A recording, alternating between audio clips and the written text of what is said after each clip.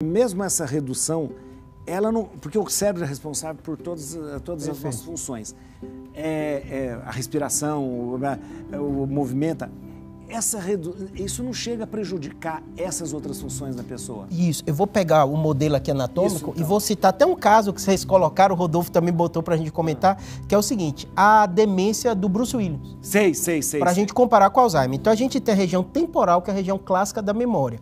No caso do Bruce Willis, ele tem uma demência, pelo menos é o que foi relatado pela família, frontotemporal. A região frontal da gente, ela é responsável pelo raciocínio, é o que dá a nossa personalidade e justamente as decisões. Então, a lógica, tudo isso, o bom senso, está tudo nessa região. Então, quando você tem uma atrofia nessa região, o paciente perde o quê? Muitas vezes essa capacidade de julgamento social. Então, ele fica inapropriado. Então, por exemplo, o senhor pode estar com a raiva que for aqui comigo, o senhor vai falar, não vou falar nada, Júlio, tudo bem. Ele não tem isso. Ele fala na hora o que está pensando. E mesmo essa coisa, ele perde a inibição também? Perde a inibição frontal, tanto de impulso sexual. Então, normalmente a família fala assim, ó, ele está se tornando outra pessoa. Então, até a família notar o que está acontecendo, qual a grande diferença de Alzheimer? É mais precoce. Você vê que Bruce Willis tem 60 e poucos anos, é a idade de 50 e poucos, 60. A alteração de memória não é tão importante, então a pessoa lembra de tudo, conversa muito bem com você, mas a desinibição. O que eu costumo falar para a família, quem faz isso também é o álcool. Então, o álcool quando você bebe, você tem uma desinibição. Você fica desinibido, o álcool atinge essa parte. Essa região frontal, a desinibição justamente essa região. Então, normalmente você fala um monte de coisa que não queria falar. Que não queria falar, você age de forma impulsiva. Se arrepende depois. Se arrepende. Então, a família, às vezes, faz aquele extremo. Ele está mais inapropriado. Então, às vezes, faz comentário de mulher que nunca fez. Ou faz alguma coisa de falta de educação no jeito de falar com o outro que não era. Só que, muitas vezes, como o paciente não percebe, ele dá justificativa para aquilo. Como a gente está falando de confabular. Então, as doenças que mais demoram. Até o próprio Bruce Willis, não sei se você lembra, a família já tinha anunciado uns 2 anos atrás. Que ele ia parar de fazer filme, que tinha até fechar o diagnóstico. Já estava percebendo. E tem outra forma que é mais rara, que não é tanto do comportamento, que é das palavras. Então a pessoa começa a esquecer palavras. Ele até tem uma fluência boa, mas você fala o que é isso? Ele, é aquilo que para escrever, você fala caneta, é isso. Então ele tem essa coisa da anomia, né? Ele perde um pouquinho das palavras. Já na Alzheimer, que a gente está mais falando aqui, porque é mais comum, quase 70% das demências são Alzheimer, é na memória. Na memória. Na memória. Então o paciente, normalmente, a primeira memória que ele perde não é a memória de fatos antigos, é de fatos recentes. Então ele está fazendo uma coisa aqui, esquece o que está fazendo, ele vai sair para um lugar e ficar perdido. Doutor, então, é por isso que eu pergunto, se há uma degeneração, por exemplo, uma parte motor, ele poderia degenerar uma parte motora? Poderia. Isso é curioso, porque todo mundo fala assim, porque memória é a região mais utilizada do nosso cérebro.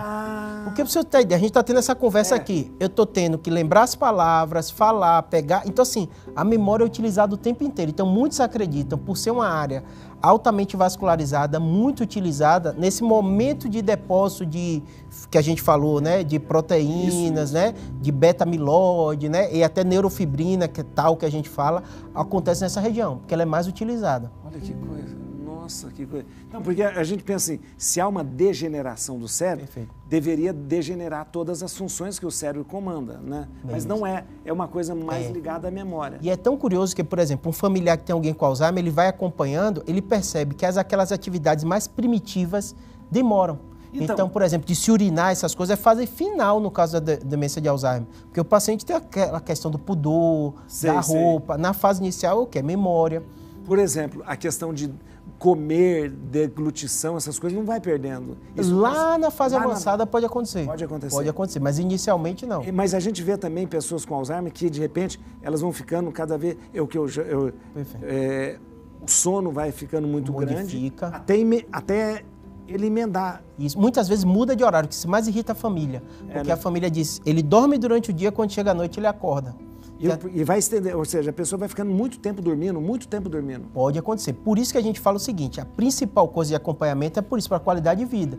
Então, às vezes, o médico introduz um remédio porque esse paciente está muito agitado, ele está muito nervoso, ele não dorme bem, fica irritado, ele não se alimenta, às vezes, bem porque não lembra e acha que já comeu. Então, você tem que ter um não para de comer. Tem também que não percebe que comeu e ele come sem parar. Compulsivo. Porque ele acha que não comeu, a memória. Então, assim, a principal tratamento para a doença de Alzheimer se chama tratamento comportamental. Então, o médico vai ver isso, a questão do sono, vai ver a questão da agitação. Então, você dá medicações para melhorar essa parte. Interessante. Na frontotemporal, não. Na frontotemporal, grande questão é essa questão de você, difícil de dar o diagnóstico. Então, a família começa, não, é porque ele está mais assim mesmo, ele está mais impulsivo. Até você fechar o diagnóstico é difícil. Dependendo... A gente vai ver agora um VT que fala um pouco sobre a relação do Alzheimer com a alimentação. Olha que interessante.